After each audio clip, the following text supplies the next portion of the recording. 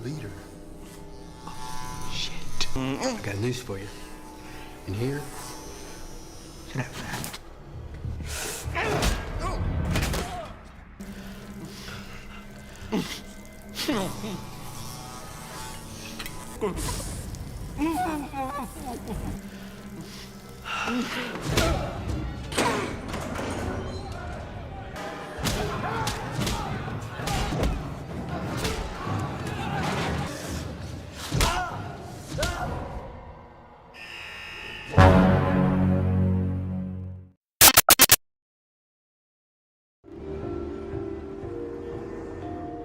Di awal film, kita akan diperkenalkan dengan seorang pria bernama Travis yang bekerja di sebuah panti jompo.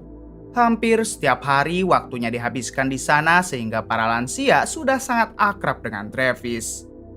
Namun suatu waktu Travis tiba-tiba dipecat karena panti jompo tersebut kekurangan dana untuk membayar Travis dan mau tidak mau Travis pun akhirnya keluar. This has nothing to do with you. Beberapa bulan kemudian, Travis yang masih menganggur, ia pun ikut ke acara demo. Tapi yang membuat Travis mengikuti demo itu bukan karena ia peduli, melainkan karena diajak oleh sang pacar ini orangnya. Selang beberapa saat, si pacar malah tertabrak oleh satu pendemo yang rusuh hingga membuat Travis begitu marah.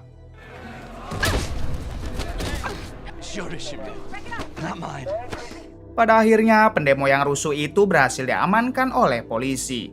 Lalu si pacar yang melihat kejantanan Travis tadi tentu langsung membuat hatinya tambah cenat-cenut.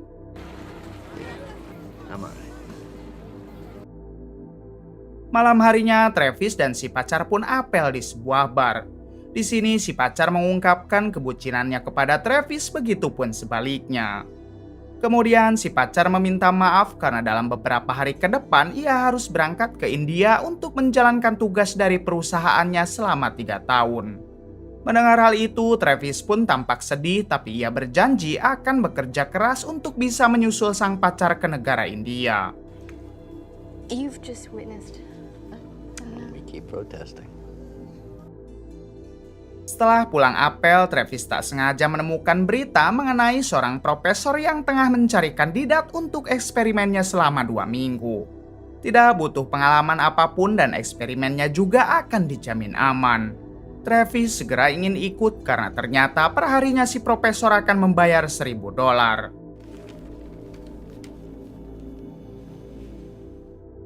Keesokan harinya, Travis pun ikut mendaftar dan terlihat di sana banyak orang yang juga ingin ikut mendaftar. Kemudian Travis diajak perkenalan oleh salah seorang kandidat bernama Sobur, ini orangnya. Diketahui Sobur adalah orang yang sangat ramah serta taat beragama, bahkan Sobur dikabarkan pernah menjadi pendeta. Selang beberapa saat, si profesor pun tiba dan ia langsung menjelaskan tentang eksperimen yang akan ia lakukan. Ternyata eksperimennya adalah para kandidat akan dimasukkan ke dalam penjara bohongan. Sebelum itu, si profesor mengatakan jika ingin mundur, maka mundurlah sekarang, sebab apabila sudah terpilih, maka tidak ada yang bisa membatalkannya secara sepihak. Mendengar penjelasan tersebut, tidak ada satu orang pun yang ingin mundur, mungkin karena gaji perharinya yang begitu besar. Setelah itu, si profesor yang hanya membutuhkan 26 orang saja, ia pun akan memberikan serangkaian tes seleksi bagi calon kandidat pendaftar. Untuk tes yang pertama adalah wawancara. Travis, Sobur, dan semua orang kandidat ditanyai satu persatu mengenai kenapa mereka ingin menjadi kandidat eksperimen. No history of incarceration. No. Decisions then. Right? Yeah, I only got 3 rules. And what about absolute right and wrong? Setelah itu, para calon kandidat dibawa ke sebuah ruangan khusus lalu dipertontonkan dengan video-video mengerikan. Di tahap tes inilah banyak sekali kandidat yang dinyatakan tidak lulus sebab bukan hanya mata dan telinga yang diuji, melainkan mental serta pikiran. Tapi untungnya untuk Travis sendiri, ia berhasil melewati semua tahap tes tersebut. Singkatnya, 26 kandidat yang terpilih diminta untuk menunggu di sebuah tempat karena sebentar lagi ada bis yang akan menjemput mereka. Terlihat Travis kembali berbincang dengan Sobur dan Sobur mengingatkan agar pergi kemana-mana tidak lupa membaca doa. Tak berselang lama, bis jemputan pun datang hingga mereka semua langsung dibawa menuju penjara yang sudah disiapkan. Di tengah perjalanan, kita akan diperkenalkan dengan seorang pria bernama Chess. Ia merupakan orang yang tegas dan cukup disiplin serta sangat setia kepada kekasihnya. Bahkan alasan Chess mengikuti eksperimen ini karena ia ingin menikahi kekasihnya tersebut. Beberapa jam kemudian, bis yang mengantar mereka pun sampai di sebuah penjara yang terisolasi dan berada di tempat terpencil.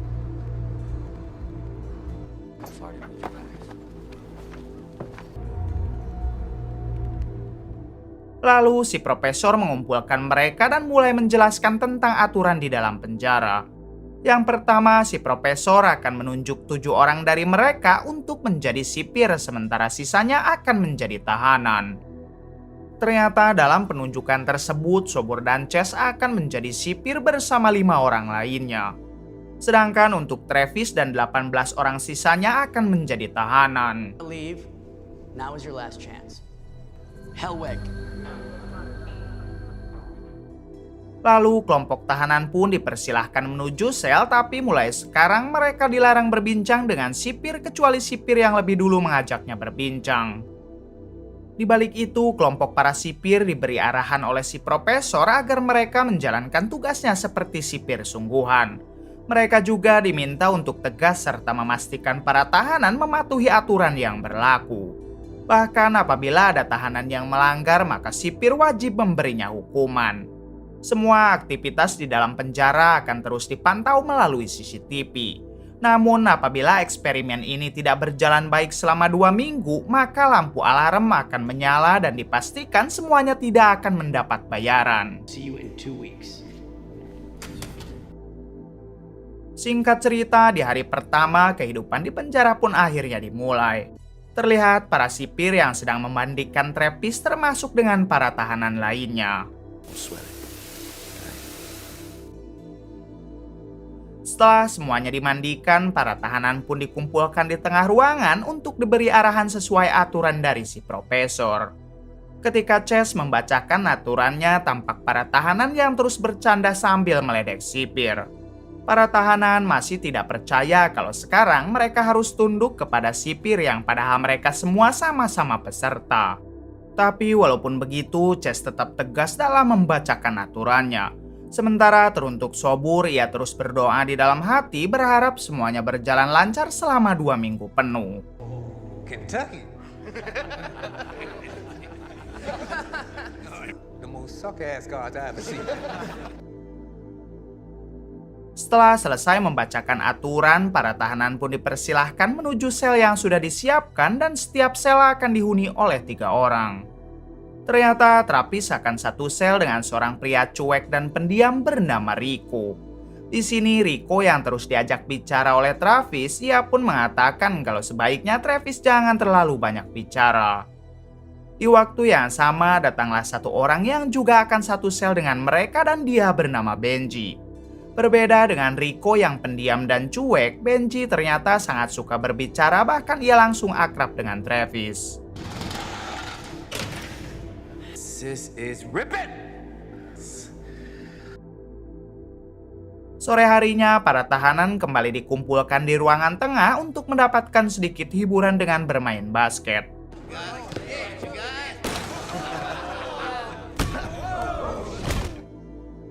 Awalnya semua berjalan lancar sampai seorang kakek dari kelompok tahanan tak sengaja melemparkan bola mengenai salah satu sipir.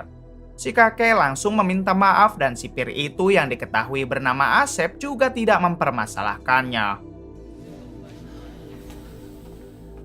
Kemudian para sipir berkumpul untuk berunding apakah mereka harus memberi hukuman kepada si kakek. Chess mengatakan kalau itu tergantung kepada Asep karena Aseplah yang tadi terkena bola. Asep menjawab kalau ia sudah memaafkan si kakek sehingga mereka tidak usah memperpanjang masalah. Let's just go back to work. Please. Namun bersamaan dengan itu, Sobur tampak emosi dan memaksa para sipir lainnya agar mereka memberi hukuman kepada si kakek. Pada akhirnya semua tahanan pun dikumpulkan lalu Chess meminta kepada si kakek untuk push up 10 kali. Tapi bukannya mau menurut, si kakek malah menyuruh Chase untuk sopan karena dirinya lebih tua daripada Chase. Chase yang tidak mau diremehkan, ia pun langsung meminta semua tahanan untuk ikutan push up bersama si kakek. Mulai dari sinilah awal mula kebrutalan akan segera terjadi. 1, 2, 3, 4. Setelah memberi hukuman, tampak para sipir yang merasa puas dan mereka mulai mendalami peran seperti sipir sungguhan. I had a full metal jacket, you know. Give me 20, my guy. Look more like a drill sergeant to me. Di sisi lain, Benji rupanya sedang mengeluh karena ia lupa membawa insulin yang setiap hari harus ia gunakan. Ternyata Benji mempunyai penyakit gula darah dan insulin tersebut tertinggal di dalam tas. Mendengar ocehan Benji, Travis menyuruh Benji untuk meminta tolong saja kepada sipir pada esok hari dan ia yakin sipir pasti mau mengambilkan insulin Benji. Sementara itu, Rico hanya diam saja dan ia tidak peduli dengan urusan orang lain. Graphic novels. I shouldn't be talking about this anyway. My agent would kill me if he knew I was. Masuk ke hari kedua dan terlihat para tahanan yang sedang mengantri makanan. Namun di sini para tahanan tampak mengeluh karena sipir sudah menyajikan makanan dengan asal-asalan. Selain rasanya yang tidak enak, tampilannya pun cukup menjijikan yang membuat para tahanan mengeluh. Ketika Travis dan yang lain hendak membuang makanan yang tidak habis, salah satu sipir sempat menegur Travis dan memintanya untuk menghabiskan makanan tersebut. Travis menjawab kalau mereka mungkin akan menghabiskan makanannya asalkan makanan itu layak untuk dimakan. We'll eat everything else, just not that. Di waktu yang sama, si kakek yang kesal langsung melempar makanan ke wajah sipir dan diikuti oleh para tahanan lainnya. Terlihat para tahanan yang sangat puas karena mereka bisa memprotes sipir dengan cara yang tidak biasa.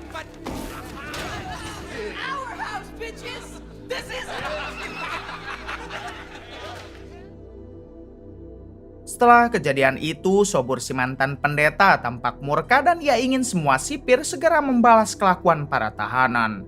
Sobur merasa mereka sudah menginjak-injak harga diri sipir dan apabila dibiarkan maka para tahanan akan semakin bertingkah. But they could do something much worse. I mean, the rules, they were pretty much the same as here. I mean, Singkatnya, Sobur dan yang lain langsung menyerang para tahanan ke selnya masing-masing. Lalu mereka mengincar Travis karena Travis dianggap sebagai ketua dari kelompok para tahanan. Di sini Sobur dengan tegas mengatakan apabila para tahanan berani lagi melawan, maka dirinya tidak akan segan menyiksa mereka semua.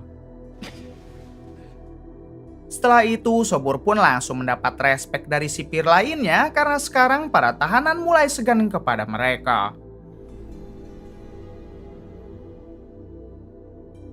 Ketika Sobur berada di toilet, ia pun seperti telah menemukan jati dirinya yang asli.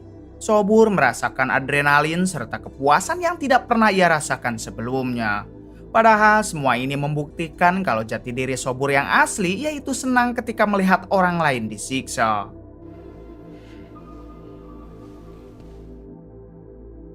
Di sisi lain, Benji sempat memohon agar insulinnya yang ada di dalam tas segera dibawakan, tapi para sipir menolak dan sama sekali tidak mau peduli.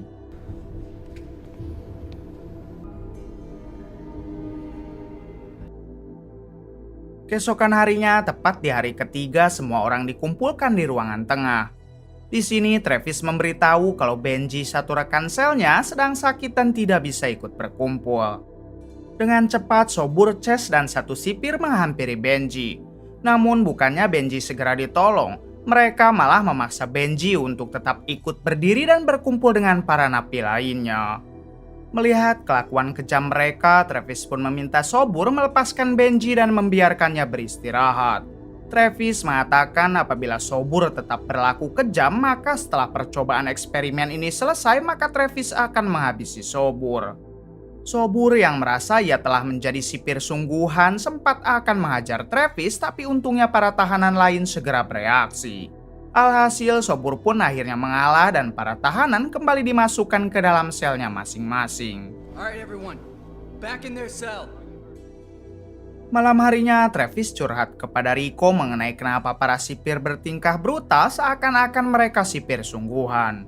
Rico mengatakan apabila seseorang diberi kuasa dan kebebasan dalam mengatur orang lain, maka jiwa sosiopatnya akan lebih dominan. Pump your brakes, boy. Oh, yeah? Last thing a man wants to be independent is right. They get exactly what they want. Di waktu yang sama, para sipir sedang berbincang membahas Travis yang mereka anggap sebagai ketua dari kelompok para tahanan. Sobur mengatakan kalau mereka harus menundukkan Travis karena apabila Travis sudah tunduk, maka otomatis tahanan lainnya juga akan mengikut. Half those fuckers, they were ready to go. Lost his shit back there. Singkatnya, saat Travis sedang tidur, tiba-tiba ia dihampiri oleh sipir yang langsung membawanya ke suatu tempat. Di sini, Sobur meminta yang lain untuk menggunduli Travis sebelum mereka menyiksa Travis. Leader. Oh, shit. I got news for you. In here, see that fat? Setelah puas menyiksa, Sobur langsung mengeluarkan airnya lalu menyuruh yang lain untuk ikut juga mengeluarkan air. Melihat kelakuan kejam mereka, Asep adalah satu-satunya orang yang merasa ini semua sudah keterlaluan. Kemudian mereka membawa Travis kembali masuk ke dalam selnya.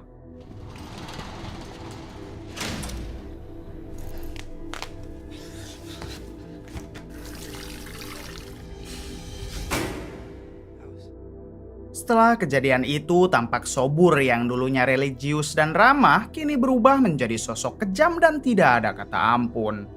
Tak hanya Sobur, sipir yang lain juga merasa puas dan bangga sebab apa yang dulu tidak pernah mereka lakukan kini mereka bebas melakukannya di dalam penjara. Bersamaan dengan itu, Asep mengatakan kalau mereka semua sudah gila dan Asep tidak mau lagi ada kekerasan yang dilakukan sipir. Di hari keempat, suasana penjara semakin mencekam. Benji yang tak kunjung mendapat pertolongan, ia hanya bisa terbaring lemas tidak berdaya. Sementara itu, Travis sendiri sedang sarapan bersama para napi lainnya. Travis yang tahu Benji tidak ikut sarapan, ia pun diam-diam menyembunyikan sepotong roti.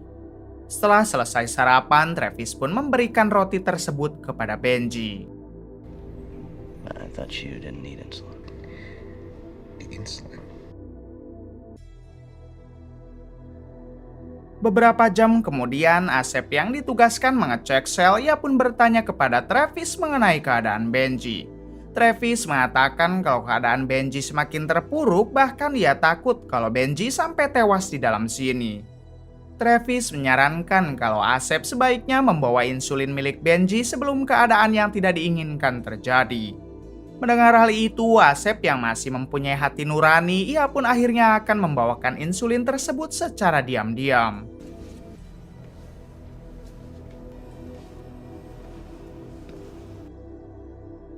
Di waktu yang sama, Chase mendatangi seorang tahanan paling muda di penjara ini.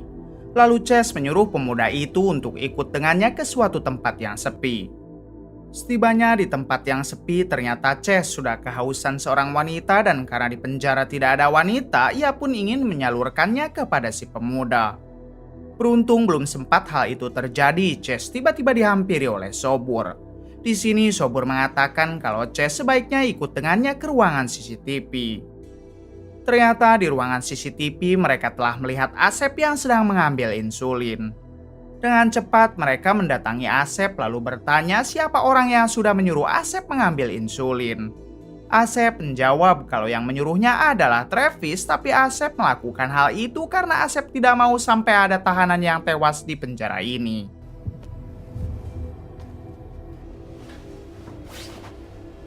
Kemudian Sobur pergi ke selnya Travis untuk memberikan insulin itu langsung kepada Benji.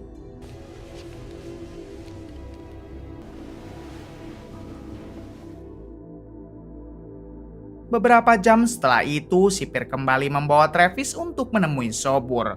Di sini Sobur mengatakan kalau mereka akan menyiksa Travis karena Travis sudah berani menyuruh sipir mengambil insulin. Travis menjawab kalau psikologi Sobur sudah mulai terganggu dan sebaiknya Sobur cepat berobat ke rumah sakit jiwa. Sobur yang sudah tidak peduli dengan perkataan Travis, ia pun langsung menyiksa Travis bersama dengan sipir lainnya.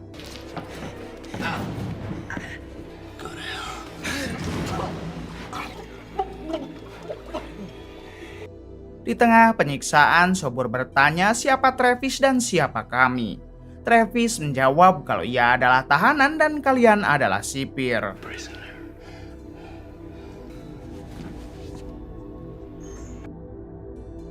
Satu jam kemudian memperlihatkan Sobur yang kini akan mengincar Asep. Asep diajak pergi ke sebuah ruangan tapi tiba-tiba dengan sangat tega para sipir itu memukuli Asep karena Asep dianggap berkhianat. Keesokan paginya, tepat di hari kelima, Asep yang semalam dihajar kini sengaja ditampilkan di depan semua tahanan. Lalu Sobur mengatakan kalau mereka tidak akan pernah pandang bulu dan siapapun yang menyalahi aturan maka akan mendapatkan hukuman.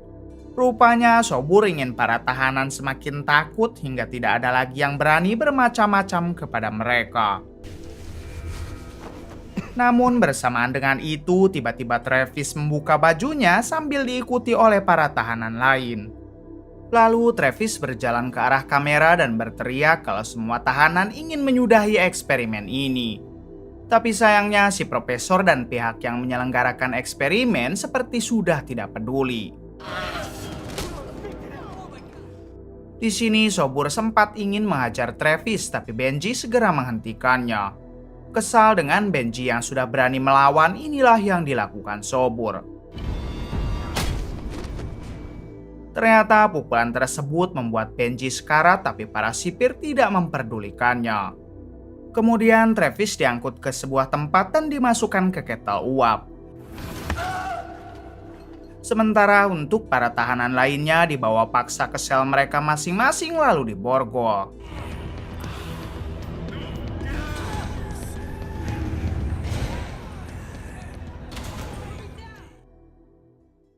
Masuk ke hari ke-6 dan memperlihatkan Travis yang masih berada di ketel uap. Travis yang sadar kalau ia sedang diawasi oleh Sobur, ia pun beberapa kali mengatakan jika dirinya pasti akan menghabisi Sobur.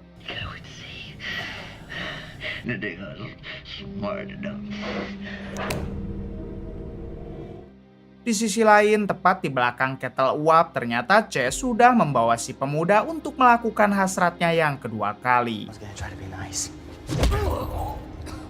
Setelah mengajar si pemuda beberapa kali, pada akhirnya si pemuda pasrah dengan apa yang akan dilakukan Chase.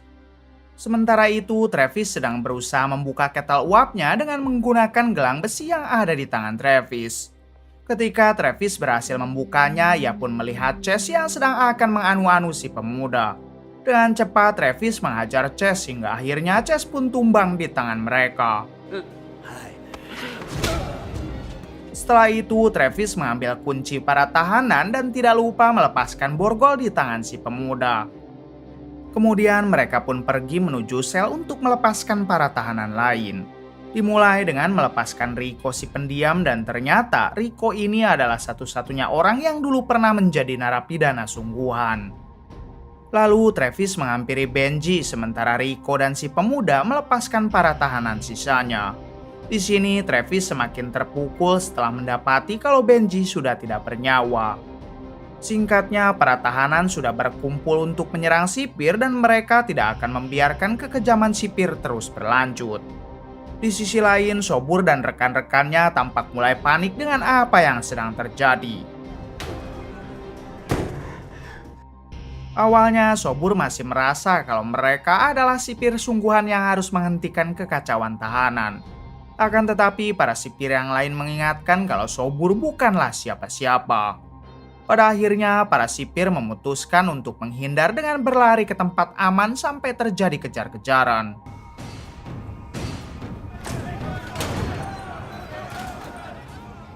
Namun di suatu ketika, para sipir pun harus terpojok di pintu keluar hingga mau tidak mau mereka melawan tahanan yang jumlahnya sangat banyak.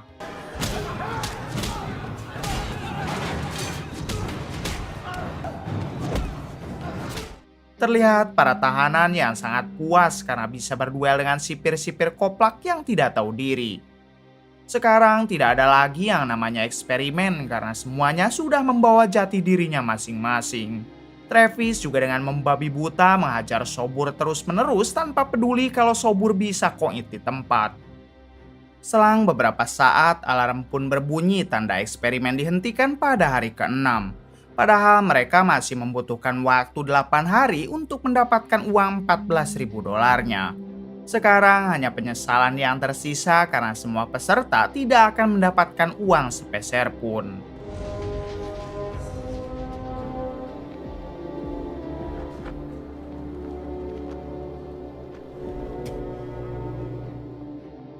Singkat cerita, bis yang dulu membawa mereka kini datang untuk menjemput. Di tengah perjalanan ternyata mereka semua tetap diberi imbalan 14.000 dolar walaupun eksperimennya tidak berjalan sampai 2 minggu. Di sini Sobur meminta maaf sambil bertanya apakah Travis tetap ingin menghabisinya. Travis menjawab kalau ia sudah memaafkan Sobur.